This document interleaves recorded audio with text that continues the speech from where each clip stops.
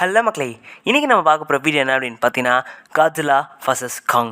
Godzilla versus காங் மூவிலையும் சரி, Godzilla versus காங் new எம்பர்லையும் சரி, காட்ஜிலாவும் காங்கும் சண்டை போட்டிருக்கு. பட் யார் வின் பண்ணுவா அப்படின்றத கிளியர் அண்ட் கட்டாக சொல்லலை.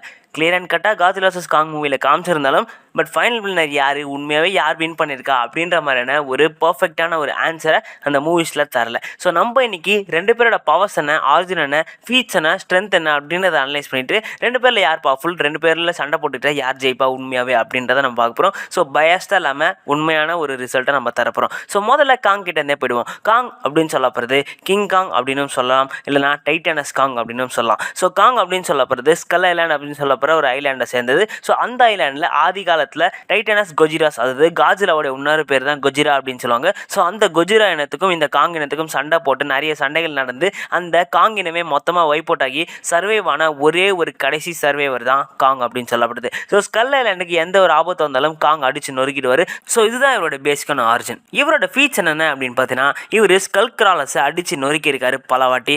கிரேக்கனை மொத்தமாகவே அடித்து நொறுக்கி அதையே சாப்பாடை சாப்பிட்ருப்பாரு.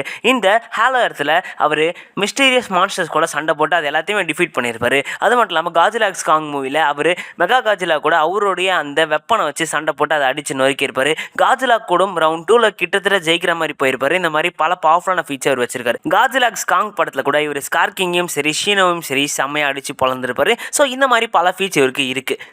இவர் ஒரு ஆல்ஃபா டைட்டன் அப்படின்னு சொல்லப்படுது காட்ஜிலா மாதிரியே. ஸோ இவர் சர்ஃபேஸில் one of the most powerful creature அப்படின்னு சொல்லப்படுது. ஸோ காங்கோடைய பவர்ஸ் கிட்ட போயிடுவோம். ஸோ எல்லா டைட்டான்ஸ்க்குமே, எல்லா க்ரீச்சர்ஸ்க்குமே, எல்லா மான்ஸ்டர்ஸ்க்குமே இருக்கிற மாதிரி இவர்கிட்டையும் சூப்பர்ஹியூமன் ஸ்ட்ரென்த், டியூரபிலிட்டி, எகிலிட்டி, ரிஃப்ளெக்ஸஸ், ஸ்ட்ரென்த் எல்லாமே இருக்குது. ஸோ எல்லாமே செம்ம பவர்ஃபுல்லான ஒரு லெவலில் இருக்குது. எல்லாத்துக்கிட்டும் இருந்து இவர் எதில் வேறுபடுறாரு அப்படின்னு பார்த்தீங்கன்னா, இவரோட இந்த ஐக்கியூவில் தான், இவரோட இந்த இன்டெலிஜென்ஸை தான் இவர் வேறுபடுறாரு. இவரால் சுயமாக யோசிக்க முடியும். அதையும் தாண்டி அவரால் சைன் லாங்குவேஜ் அண்டர்ஸ்டாண்ட் பண்ணி பதிலுக்கு அவரால் ஹோம் அப்படின்ற அந்த வார்த்தையை சைன் லாங்குவேஜில் கன்வேவும் பண்ண முடிஞ்சிருக்கு. ஸோ அந்த அளவுக்கு ரொம்ப அறிவான ஒரு க்ரீச்சர் தான் காங். ஸோ அவரோட இந்த பேட்டில் ஐக்கியம் ரொம்ப ரொம்ப அதிகம். அவரோட இந்த மூதாதையர்கள்லேருந்து அவங்க பேட்டில் பண்ணிகிட்டு இருக்கிறதுனால இவரோட இந்த பேட்டில் ஐக்கியம் ரொம்ப ரொம்ப அதிகம். அதையும் தாண்டி இவருக்கு ஒரு குறிப்பான ஒரு யூனிக் ஸ்ட்ரென்த் இருக்குது. என்னென்னு பார்த்தீங்கன்னா, இவரால் வெப்பன்ஸை ஹேண்டில் பண்ண முடியும். ஸோ காட்ஜிலா வர்சஸ் காங், அதாவது ரீசெண்டாக அந்த படத்தில் கூட இவரால் அந்த புது வெப்பனை, அந்த கைக்கு ஹேண்டில் பண்ணக்கூடிய அந்த புது வெப்பனை அவர் அசால்ட்டாகவே கண்ட்ரோல் எடுத்து அது மூலயமா சண்டை போட்டிருப்பாரு. இவர்கிட்ட ஒரு ஆக்ஸும் இருந்திருக்கு. ஸோ இந்த மாதிரி பல பவர்ஃபுல்லான வெப்பன்ஸ் அவர் யூஸ் பண்ணியிருக்காரு.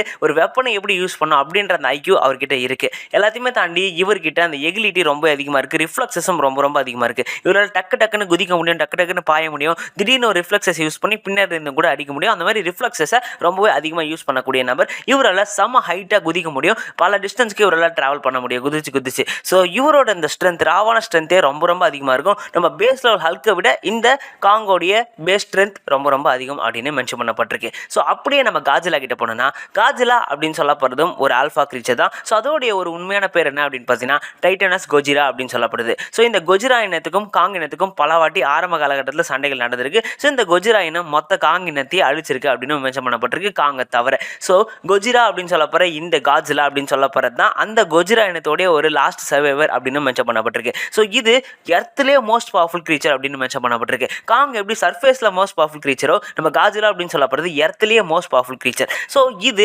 எப்போல்லாம் பூமியில் இம்பேலன்ஸ் ஆகுதோ அப்போல்லாம் அந்த இம்பேலன்ஸை சரி பண்ணிட்டு போகும். இது மனுஷங்களோட நண்பனா அப்படின்னு கேட்டிங்கன்னா, அந்த இம்பேலன்ஸே மனுஷங்களால் தான் உருவாகுது அப்படின்ற காரணத்தினால அந்த இம்பேலன்ஸை தடுக்கிறதுக்காக இது மனுஷங்களை பல வாட்டி சண்டைகள் போட்டிருக்கு. பட் அந்த இம்பேலன்ஸை தடுக்கிறது மூலயமா மனுஷங்கள் காப்பாற்றப்படுவாங்க அப்படின்ற காரணத்தினால இது மனுஷங்களோட ஃப்ரெண்ட் அப்படின்னு சொல்லலாம். ஸோ காட்ஜிலா அப்படின்னு சொல்லப்படுறது சிம்பிளாக சொல்லலாம், எர்த்தோட இம்பேலன்ஸை காப்பாற்றுறது.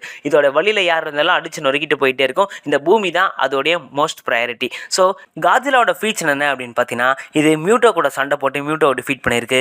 இது கிங் கிடோரா கூட சண்டை போட்டு கிங் கிடோராவே டிஃபீட் பண்ணியிருக்கு. அது அப்போ மாத்ரா கூட கம்பைன் ஆகி இருந்தாலும் அந்த ஃபயர் காட்ஜிலாவை மாறி அது அந்த கிடோராவை டிஃபீட் பண்ணியிருந்தாலும் கிடோராவை அது டிஃபீட் பண்ணியிருக்கு. எல்லாத்தையுமே தாண்டி அது அந்த ஷீனோவை கிட்டத்தட்ட டிஃபீட் பண்ணியிருக்கு. ஸோ காட்ஜிலா அப்படின்னு சொல்லப்படுறது நேரத்துக்கு ஏற்ற மாதிரி எவால்வ் ஆகிட்டே இருக்கும். அதோடைய அந்த எனர்ஜி அதை அப்சர்வ் பண்ணி அது கொஞ்சம் கொஞ்சமாக எவால்வ் ஆகிட்டே இருக்கும். அந்த காட்ஜிலா வர்சஸ் காங் ஃபர்ஸ்ட் மூவியில் அது நம்ம காங்கை கிட்டத்தட்ட நெஞ்சில் மெரிச்சு டிஃபீட் பண்ணியிருக்கோம். அந்த அட்டாமிக் பிரெத்தை மட்டும் அது விட்டுருந்துச்சுன்னா கண்டிப்பாக காங்க இறந்து போகிறதுக்கான வாய்ப்புகள் ரொம்ப ரொம்ப அதிகமாக இருந்திருக்கு. ஸோ காட்ஜிலா அப்படின்னு சொல்லப்படுறது பல பவர்ஃபுல்லான ஃபீச்சர் கொண்டது. கிங் ஆஃப் மான்ஸ்டர்ஸ் அப்படின்ற பேரையும் எடுத்திருக்கு. ஏன்னா எல்லா மான்ஸ்டர்ஸை விட பவர்ஃபுல்லான ஒரு மான்ஸ்டர் அப்படின்னா காட்ஜிலா அப்படின்றத சொல்லி ஆகணும். ஸோ இதோடைய ஃபீச்சர் ரொம்ப ரொம்ப அதிகங்க. இது ஒரு லிசார்ட், அதாவது அடிப்படையில் பார்த்தீங்கன்னா காஜிலா அப்படின்னு சொல்ல போகிறது ஒரு லிசார்ட். ஸோ காஜிலாவோட பவர்ஸ் என்னென்ன அப்படின்னு பார்த்தீங்கன்னா இதுக்கிட்டையும் அந்த பேசிக்கான Superman strength, durability, agility, reflex strength எல்லாமே இருக்குது. எல்லாத்தையுமே தாண்டி இதெல்லாம் அந்த அட்டாமிக் பிரெத் அப்படின்னு சொல்ல போகிற ஒரு நியூக்ளியர் பிரெத் அதில் விட முடியும். அதோடைய வாயிலிருந்து அதில் ஒரு நியூக்ளியர் பிளாஸ்ட்டை வெளிவிட்டு